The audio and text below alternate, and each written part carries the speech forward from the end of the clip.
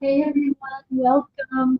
Hello, it's Cheryl from Tinker's Card Art, and we are here to paint together. It's my Craft from the Clock segment, as well as finding it live on my Tinker's Card Art page. So I'm going to jump in. I was just watching the segment, which was very cool.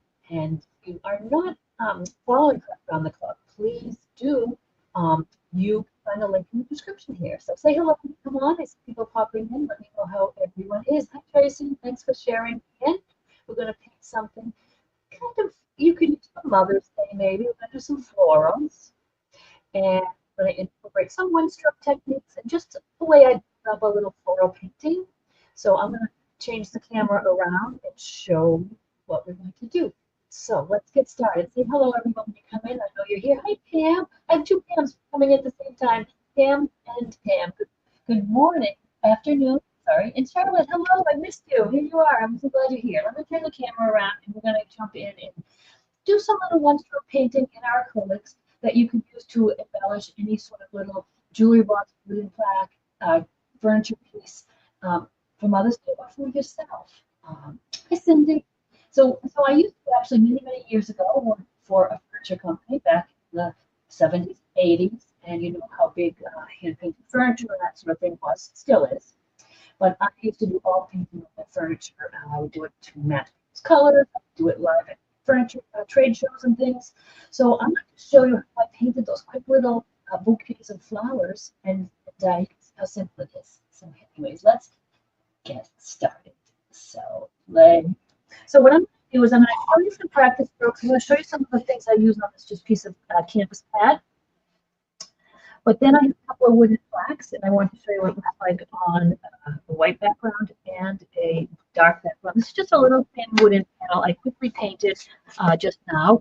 I'm going to give it a little sand. So if you're painting on wood, I sand it first lightly with a fine sandpaper, and then after the paint is on and dry, I give it another little go over.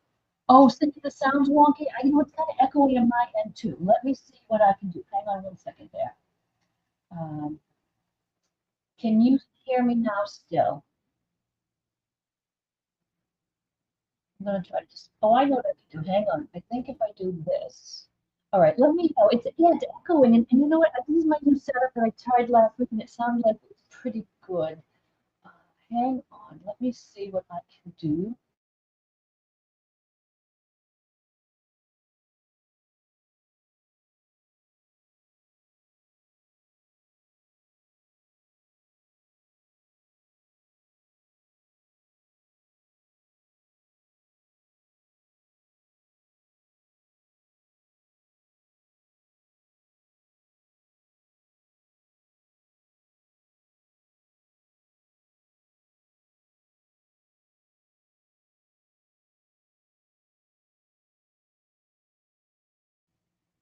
There. Let me see. How about that now? Is that better? I don't hear the echo now. So let me talk a little bit, and we'll see if that works out a little better. So anyways, back to just giving this paint that has dried a little sand.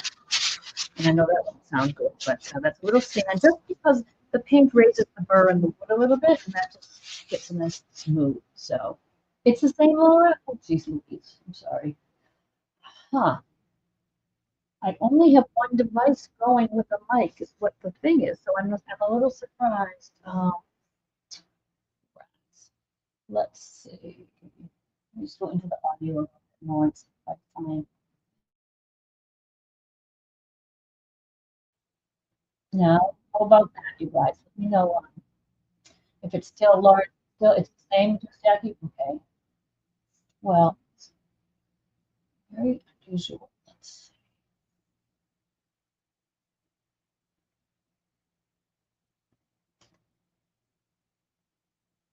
I think I can just take, maybe if I end the stream and start live on my phone, perhaps that would be better. Trying to do it so you guys have a sort of view here. I'm not using my microphone today. Maybe that's the problem. I should have. I thought I'd just come on with. Let me plug the microphone in. Let's see if that helps. Let's just see. Thanks for your patience. Sorry about this.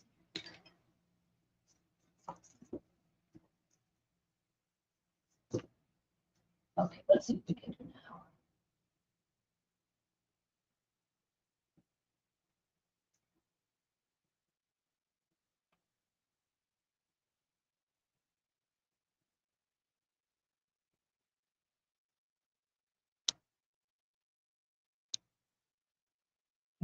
Okay, so I lost my camera now.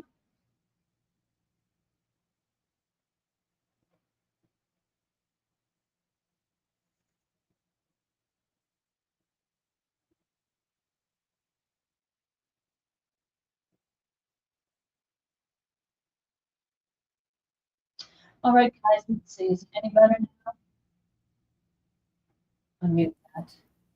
Mute that. All right. Let me see. I just plugged the microphone in and taken off the audio on the other. So let me see. Let me just get my thing.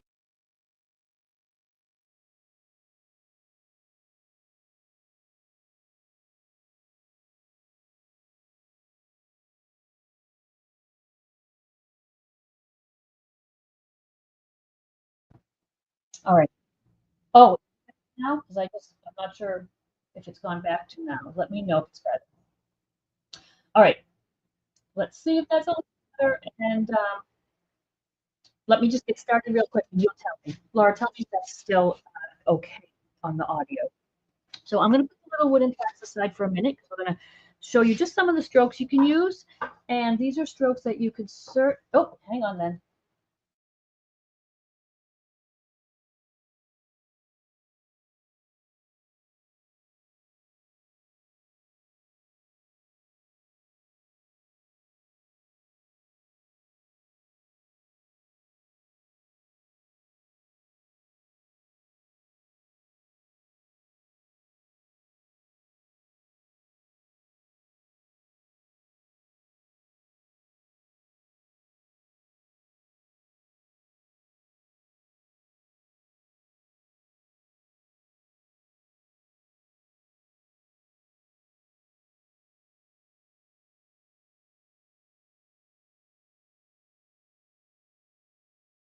All right. How about now? How about now? Is that good? I'll let that, it takes a few seconds to start up again. So let me know if you can hear me.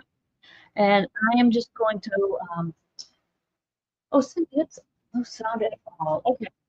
I know there's a little bit of a delay too. So sometimes when, okay, because there's a little, I think there's a little delay. So when you said it's good or not, it's, then I finished it. So I'm going to try it now. Let's see how that works. Okay, so we're going to just do a little bit of some leaves layered on with some flowers and whatnot. So I'm going to show you some strokes. When I'm doing leaves, sometimes if I want to do nice layered leaves, I kind of want to start behind my flowers. I'm just going to freehand this. Sometimes I just start with some dark leaves in the back. And it's really just, I've loaded my brush up just with the dark green paint, just a flat brush. Oh, Catherine, thank you. I know I'll be back in October. I'm sad to leave Florida, but getting excited about going to Maine. So I take my flat brush on the flat edge, just press it down, wiggle a little bit, and kind of twist it. You're going to get a nice leaf shape. This doesn't have any shading on it. It might be just for the background. And this is a good start to practice. You can practice this right on a mixed media paper, palette, on anything. And I know that I put a little bit of a floral design here. So I'm just going to show you the strokes for now, and then on the wood pieces, we will place them more in a bouquet style. So basic shape that you can practice. Now, if you want to learn more about one stroke painting, which I incorporate a little bit with this, I put in the description a link to my YouTube video about that as well. Welcome, Jackie, from Indiana. Thank you so much for being here. Welcome. So now if I want to do a leaf, same technique, say. Now remember, you can just use different size brushes. If you go down to a smaller brush, I'm just going to have a smaller leaf. But I like to do some more detailed, and they're quick enough as well. So let me just clean the dark off that brush. And then I will load my brush. I'm going to have it so you can see my palette, kind of. Say with like a middle shade of green. And then if I dip one corner of that brush in white, which you might not see too much on the white background, but on the black surface you will. And then I want it dark on the other side. So I could go to maybe like a dark green, maybe a little bit of phthalo green in there. So what I've basically done is I've loaded my brush with green, and I've just dipped a corner into white and a corner into the dark green. Now before I go and place some leaves like that, sometimes I'll just pat it on my palette just to get that paint to blend. And then I'll do the same stroke, press, press, wiggle it a little bit, and then you get a leaf that is shaded. So in the background, I'll use some dark leaves just for background filler. I'll layer on some leaves with a little more dimension. And I can probably do 2 or even 3 before I need to reload that brush again. I could also just take different shades of green or make a little yellow in my green or any green that you have or you like, but the same loading technique is the same. I've got a little bit of green on the brush, some dark on one side, and some white. And again, just add it a little bit. This is got a little yellow I added in there, and you can just use different shades. And I could white on the edge here, and you're going to get some nice leaves that start to build up on top of one another. So for leaves, pretty basic, simple leaf to start, right? With just one color, get the feel of brush. Because what's great about the flat brush is you can get a nice broad stroke, and then you can get a thin stroke on the chisel edge. If I want to come back after and put some veins in there, and do it with this chisel edge, or I can come back with my liner. But pressing the brush, then getting it to the chisel edge, give you that nice little tip that would be the end of the leaf. So I am assuming the audio is okay now, and this is just some techniques for leaves. I want to do some flowers just to show you. There's many flowers you can do with this sort of one-stroke technique. Roses you see done a lot, chrysanthemums are fun, daisies. I make flowers sometimes. So say I just take and I load this brush in. Let's get this. So I've got a dark maroon, kind of a nice pink. It's quinacridone magenta, actually. Just that's going to be the color of my rose. I'm going to just take my corner of my brush, dip it into the white paint, but remember to pat it off a little bit. And then I start by making a little center of the rose, so I'll do a little wiggly stroke like that. And I'm going to even hold it up closer so you can see it. And as I need to, I go right back to where I patted this off, get a little more white, or I dip right into the white, and I can pat that off. So this is just that little center bit of the rose. And I'm going to do all the petals this way. I can probably get away with doing a few petals without having to reload. I need a little more fresh white there. And I just am using that white edge towards me, wiggling it a little bit, just forming some of those outer petals. Oh, Karina, I haven't changed anything. All right, you guys can, I know it's difficult, just watch along, and I apologize for that echo, and I'll have to try to figure that out. I don't think we had that last week on our session. And I'm going to just take a little white there. Just some little strokes you can just add in. You can fill in a little more even. And then you have a quick little rose. I'm still looking at this mic settings. Let's see.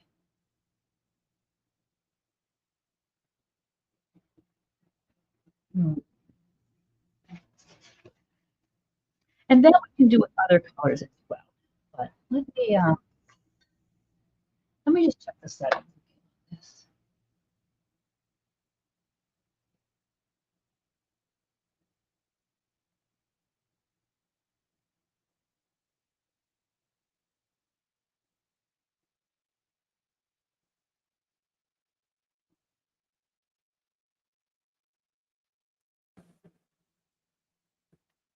All right, change mics. Somehow it defaulted back to the other mic. Now I set it again on my new mic. So let's see what happens.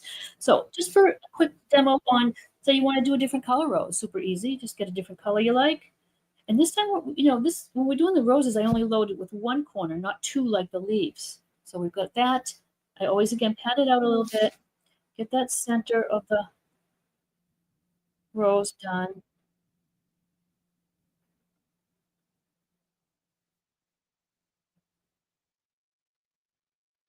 And these little outer petals. You can make some really opened up wide. You can make some closed. I'll show you how to do a little rosebud even. So there are some just simple little roses. To do a rosebud, I do a few different types. If I've got a nice bouquet of roses, I'll put some on the edges that might just be simple as a little bud. Sometimes I'll just do almost like it's a little bud almost opening like that with some greenery here, which I'll show you when we do it on the wooden plaque. Pam, I know it looks easy, but you knew how many hundreds of chairs I painted with flowers on them back in the day. I could do them probably with my eyes closed. And they're not super detailed botanical paintings, but they're fun for some quick little, if you're doing like some production line or things for craft fairs or little ornaments or whatnot, you can get this down just by practice, really. So what I'm going to incorporate in our wooden pieces and is leaves, some floral. I'll do some others too. We did lilacs a few weeks ago, and it was sort of the same idea.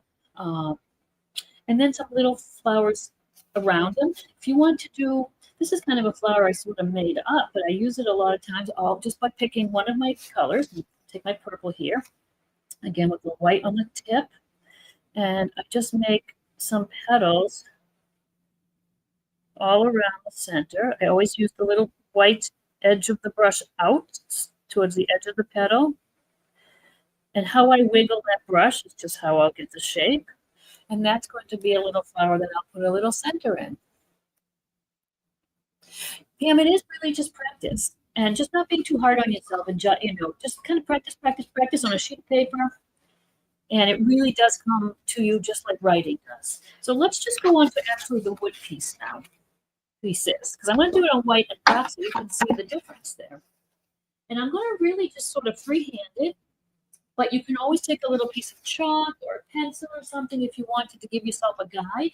When I did all of those furniture pieces, I did the backs of chairs, oak chests, all sorts of things. I sort of eyeballed it. I would have the back of a chair, which would be a little more longer, and I would just start in the center and work out building up a bouquet. But let's just do them here on these two wooden pieces, so that you can kind of see what they look like and how I would do them. So I'm going to do both at once because I would honestly line up a bunch of chairs and do them. So maybe just a place where I want some things, I might just get a little bit of green, a middle tone green. And I'm going to have a little bouquet in the middle here. So on the edge, I might just start putting just some little bit darker, no shading, just those little leaves, just to give an idea of in the middle here are going to be my flowers, and I'm going to come back and I'll come back after and even do some leaves in between. But this is just giving me an idea where, oh, that sounds really Boston-y, where my little bouquet is going to be centered. And what's fun afterwards is you can trail out some leaves and petals and whatnot. So that's just the start, and I know it's hard to see on the black. So I'm going to go and get more of a leaf that has shading and highlights already. So if I start with just a medium tone of green, a little bit of white on one corner, a dark green on one corner, and I can layer because on a bouquet, it's not with every element. It's all on top of one another. So I could go right on top now and get some of these leaves. And, oh, I might want a little more of a lime green. I can do that.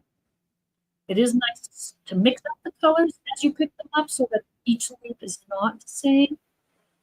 And then I'll even go to a smaller brush and do some smaller ones. And when I find that I'm doing the stroke and I don't see the lights and darks anymore, then I reload. And now you can see again how nice that is.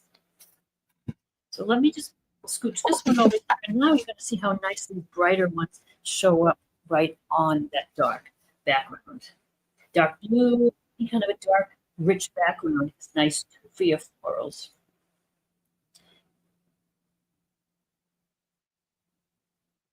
And like I said, I just kind of layer it right on top of some of the ones that we just did.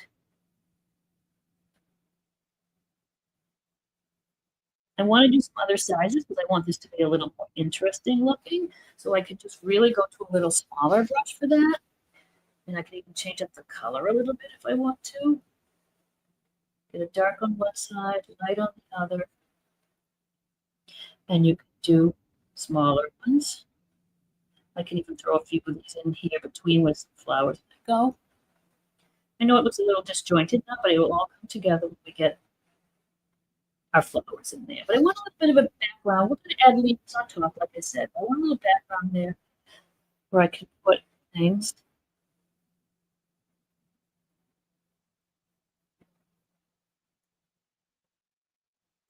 Even sometimes a blue green is nice. I might just grab a little thing blue and mix that in with some of my greens there and yellows just to get a little different shade, a little bluer green.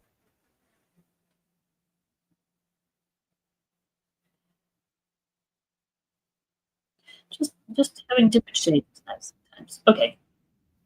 So there's that. A little filler afterward. Let's get some flowers so you can see how it starts to build up. Anyone done some? I know Cindy, I know you've done one stroke painting, but anyone else paint and employ that sort of a technique a little bit? And there's many, but I'm going to do this rose that I'm sure this one stroke rose we just did. There's many roses. I do them different ways as well. But for now, for our little session, if you want to paint something, like I said, I was thinking, what can I paint that sort of was Mother's Day-ish? And like I said, it doesn't have to be, but it gives florals are always spring. So I painted that little center, out like a little cup in the center. I'm just loading up with the magenta and a little white on the edge of the brush. And when you see me reloading my brush, it's just because I don't find that nice white edge anymore. So I just do a few strokes when I need to. I will do that. I've got that cup done. I've got these little leaves on the outside edge. Hi, Cecilia. We're having a big issue with the audio today, and I apologize. I don't know what is going on with that. I've tried a few things, and it's just kind of off today, and I try to figure out and get to the bottom of that. Figure we'll keep going. You can't see what I'm doing here. And so there's a little rose on that black background, which you can see how nice it shows up with the dark background. But we'll do one over. I'll do a couple. I'm going to do them really fast so you can see what it looks like to get this all filled in.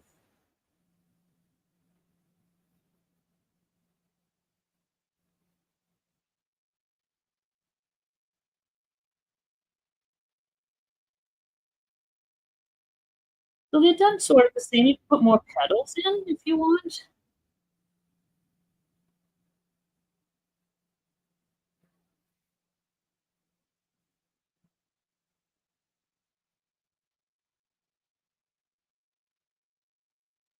And you can really see that after practicing a bit, you get it faster and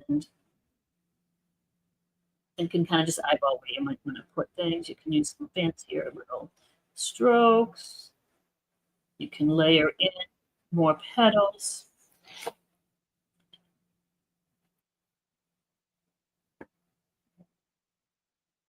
And you can see the difference of what a light background versus a dark background does here.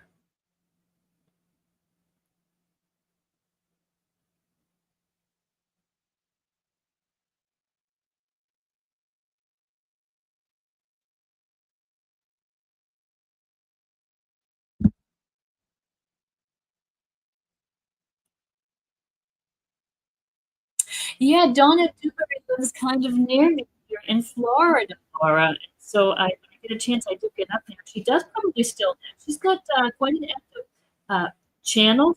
Follow her at Facebook here and on YouTube. And I believe she has practice sheets. She has some beautiful stencils. And you follow her on Facebook when she has specials and things. So yes, she's amazing. And she's from back in the day when I first learned decorative painting. But I love that I live so close to her now here in Florida. She's wonderful. Her studio is a fabulous place. If you're ever down this way, you have to check in with her.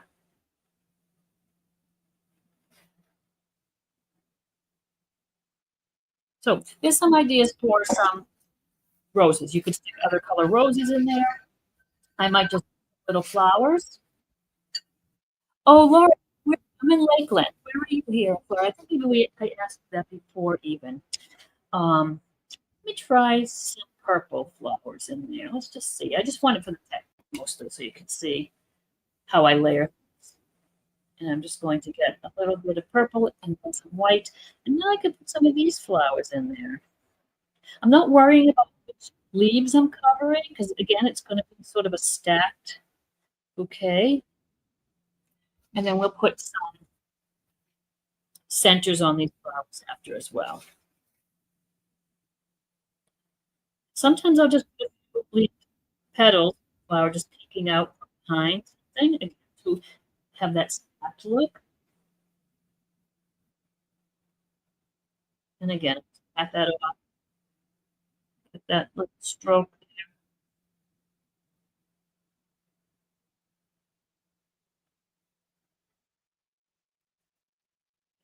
Let's see. Yeah, we've got plenty of time. So thank you, Jerry, for sprinkling. Oh, Mount Dora. It's beautiful. I love Mount Dora.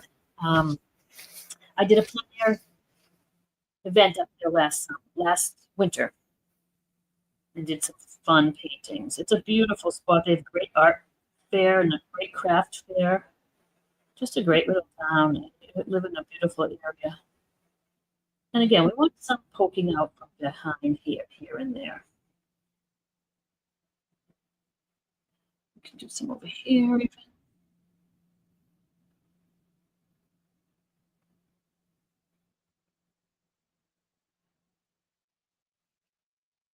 Thank you for sprinkling, Jerry. Appreciate that.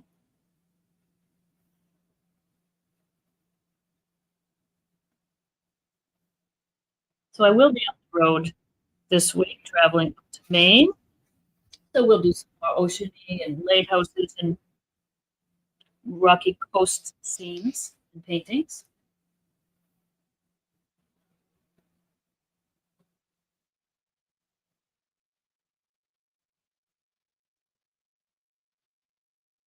And you can little holes here and there, but those plenty of floral elements we can put in there. White daisies really won't show up here, but we'll do some nice white daisies over here on this. You might even use a round brush for that. Let's see how that works. You might want to do just some daisies here.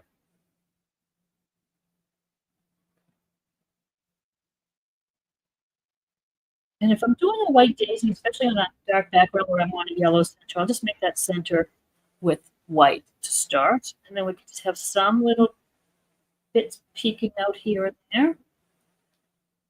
Some flowers that you see all the petals.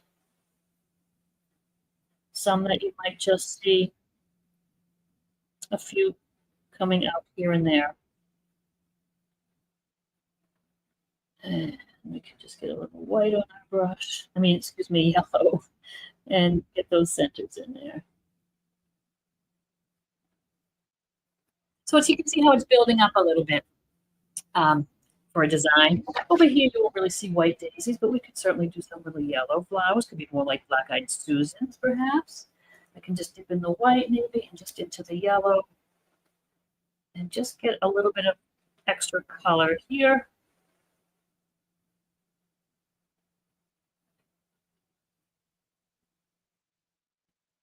And we'll put some centers after. But I like using a lot of different colors for these. You can go in, this is a nice orange over here with a little that salmon color. And little flowers that are just simple strokes, I just do as is. If they're bigger, I could do with that white end, the white tip on the petals there. But sometimes I just put in little fillers here and there. We can do some little buds with the roses. Like I said, sometimes I just simply do just some little buds.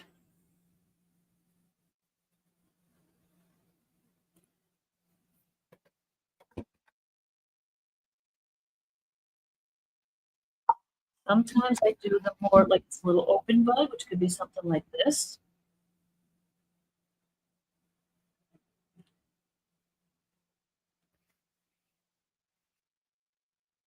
This is just a little variety of flowers. You can go ahead now and make all colors of roses, all colors of little flowers. Sometimes I can do a few.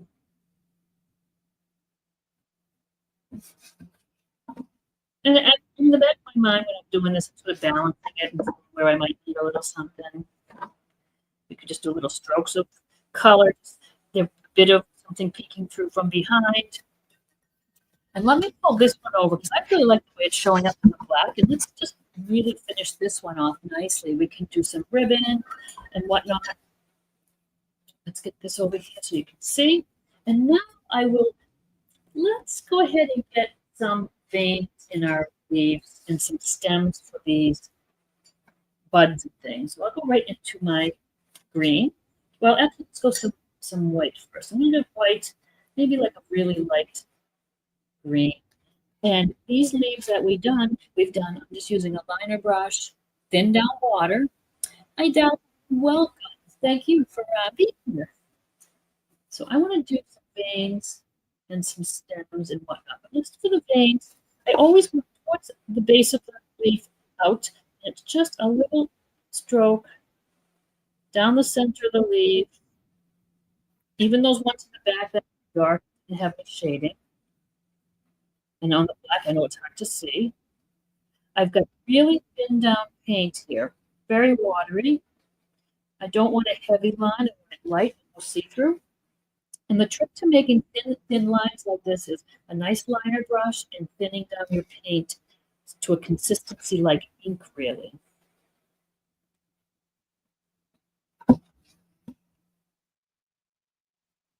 Even the littler ones, you can get a little something in there. Sometimes it's just a little line.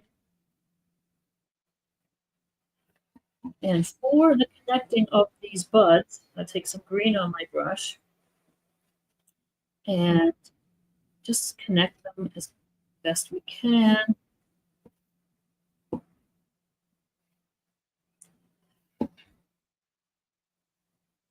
And I'm going to now get more green on my brush, but I want a little shading and highlight. So I'm going to stick that, even though it's a little liner brush, I'll stick it in some of the dark and light. And for something like this little bud, I might start here and do this sort of thing. And maybe give it a few. So it's got a little bit of detail. These guys here, I might just put a little dot there. Sometimes could have some of the little petals coming down that way.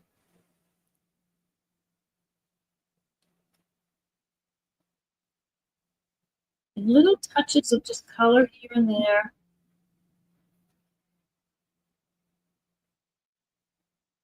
Really just adds to the whole look. And as you go along and build up, add little details. I'll just take that liner brush and pop just a little white on it just to give that a little highlight. I love the way the light shines on the dark background.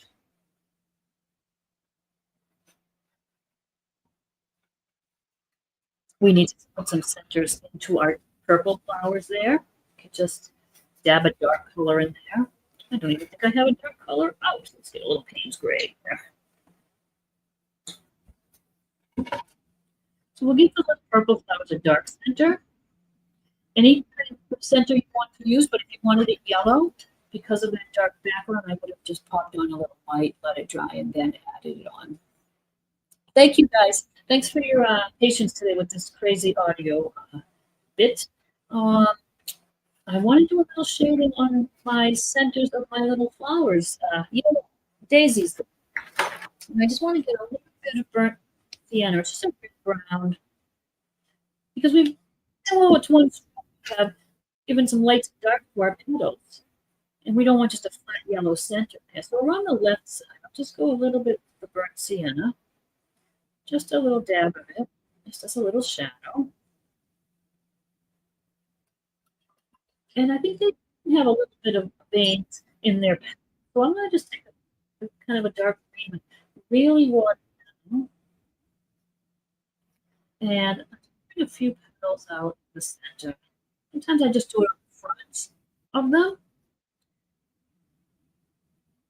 And that just gives, it's hardly, you see it, but it just gives a little something. You can do that in a light gray. I go darker green, maybe even a little darker than that. And a few little dots around it, like a little pollen dot, say, whatever color you have on your palette. On the front side, just do little dots. And like I said, I could use a variety of colors that I happen to be using. I'll take some burnt sienna, I could do some orange, I could do some green or white. This is very small, just a big old daisy on its own. I would be a little careful down there with what I'm putting in, but here all you're going to just see is a little bit of color. And like I said, a little orange, some yellow. Again, tiny little touch. You really hardly see it. But it just gives a little weight to the front of that daisy. I think I'll take a little bit more of that sienna. I've really pinned it down. And sometimes the center of the daisy is dipped in. So I can just do a little dab in there, and it looks like a little dip in the center of that little daisy. The roses really don't need anything else, but these little guys need something in the center. So what I do a lot of times for something like those centers, I might just take some yellow, which could be like pollen or white, and just dab onto that center to start with. It just brings that center out from that dark background. And I'll do a few white as well. So that's a little bit of yellow I dabbed on there. I should watch the time. Okay, we still have plenty of time. We wrap up at 1 o'clock. And be sure to stay tuned for the next crafter coming up at 1. We have different crafters and creators and artists every 45 minutes here on Craft Around the Clock. So it's kind of cool to hang out with us. I know, Cecilia, I know I started it on the white and the black, but boy, I'm really liking the black. It shows the nice edges when you get the nice white edges on your flower. I'm going to thin down some white for some vein lines and that on those petals. And I'm just going to go from the center out. And just another little layer of detail on our flower. I know these are only a few petals peeking out from behind, but we still are going to dress them with some line work.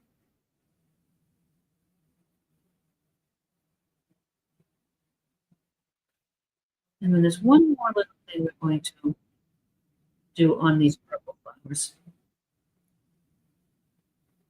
I'm going to take some little dots. And these you can do with a toothpick or the back end of your brush or a little brush and little dots. And now I'm getting more into the decorative look and not worrying about it being a real flower. I sort of just add little details that I like, not necessarily because I'm looking at a reference photo. I wouldn't even know what these little purple flowers would be.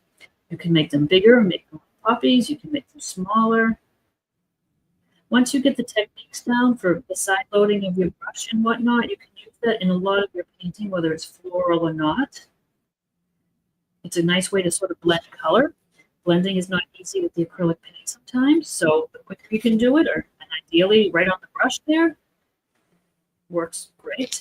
So there we are. We're getting there. It's pretty filled in. Now you can do all kinds of things here on some of the extra spots. Here's some ideas. You could do, I might go with a lighter purple here, white, and do something that would be like, just kind of like, just little strokes. It could be just something sticking out from behind, or it could be, you know, a baby's breath, if you arrange it differently. So you can use those little strokes where you have your breath there and overlap, and they could be coming up from under something. So there's like little dots kind of you can do. And because I've started it, I want to continue it around here and there, wherever I think it needs a little something. You can take the little flowers peeking out. And many times I'll do white, but I've got white daisies here. So what shall we do? Let's use like a little orangey salmon color here. Maybe with a little white at the same time. So it's not really double loaded, but it's got a little of both color on the brush. So when you press it, make a little petal, you see light and dark.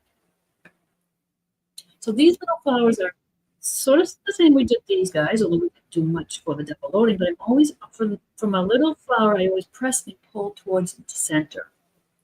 So I load my brush with that salmon color, then just kind of dip it into the white. And lots of times it's really just peeking out and layering. This gives a nice look that things are on top of one another. And sometimes it's hard to stop. It's like, oh, I love it doing these little fillers, but they could go everywhere. And they really can, but at some point you can just step away, take a look at it from a distance. And I love when they layer out on top of the leaf sometimes. In the middle is a space. You could do this almost anywhere. It needs a little center. I might just grab some yellow just to get something in there. I don't do little pollen dots or veins on these tiny little flowers. And for the most part, they're just 2 or 3 petals sticking out on top or from behind. They're not always a whole formed little flower. Oh, Cecilia, I wonder if we talked about that too. And you might have heard me say that Donna lives nearby here in Florida, which is kind of cool. So that's really nice for me, because I love to learn from others as well. I love to take classes online or workshops, and even more so in person. I love the networking. I'm actually going to be teaching 3 classes at the New England Traditions Decorative Painting Convention in October in Marlborough, Mass. So I'm excited about that. They've accepted 3 of my paintings. Now, you can do a couple of things here. You can add like a little ribbon design in the back. Nice. Sometimes you do just with a little flat brush. And maybe I'll do pink. I have this dragon fruit pink out here I haven't used yet. So maybe I'll try that with some white. I do want to have this double loaded. I'll get a little fresh white. Sometimes you need a little bit of fresh paint because it hasn't dried up on the palette too much. So I'm going to slow it up with the dragon fruit and take a little of the white in the corner, and again just pat it off. And you could do so like it's a ribbon maybe coming out. That's kind of thick. I would probably do a thinner one, but and so for something like that I could almost triple load it. Let's try with the quinacridone on one side and a little bit of, so you can almost, yeah, I like it with the quinacridone, which gives us a shadow and a highlight. And something over here, maybe. You can do, get it reloaded. You can only get so many strokes before you need to reload it. And you could almost have a couple little, tails coming out. Another thing I do sometimes is just do some little curlicues. White paint, then but when you say you can't get a nice fine line, it's hard to get a fine line. It's normally not you. Sometimes it's the brush. You need a brush with a nice tip. And you also need to I'm really watering down this paint. Really want to add some water to that. And then you go and just do like some little curlicues too. And better to have it watered down a lot and be very faint in the back than being so bright it takes over what you're looking at. And those curlicues can go, anywhere. They can go right into your design. And there you have it. It's pretty well finished. You could go ahead and sign it. So that is a cute design.